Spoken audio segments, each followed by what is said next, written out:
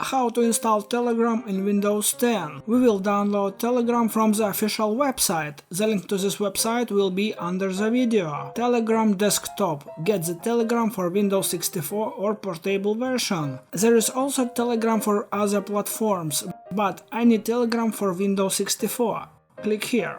Telegram has downloaded to my computer.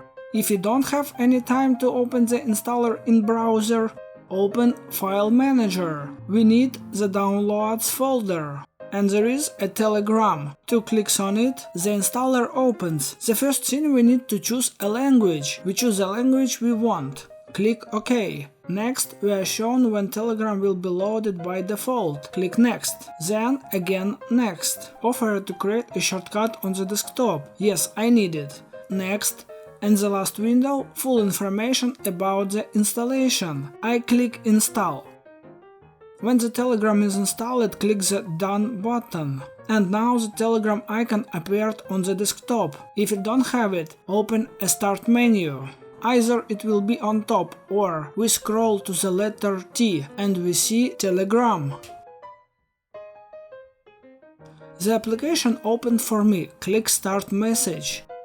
Now I need to synchronize the Telegram app in the smartphone with the Windows application. I open Telegram in my smartphone. There will be a menu on the top left. Open and look for settings. Now I need to scroll down, but when we see in menu language, there will be a devices tab above. I click. And on the top is blue button, link desktop device. That is I need. Click to connect. The QR code scanner opens.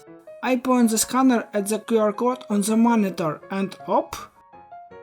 Now I need to enter my Telegram password. I have a password. If you don't have one, don't enter anything. Password entered. I received a message on Telegram on my smartphone that I have logged in from a new device. Telegram in Windows itself will pull up the chats from your smartphone. If you like this video, put like, write comment and subscribe to the channel. Goodbye.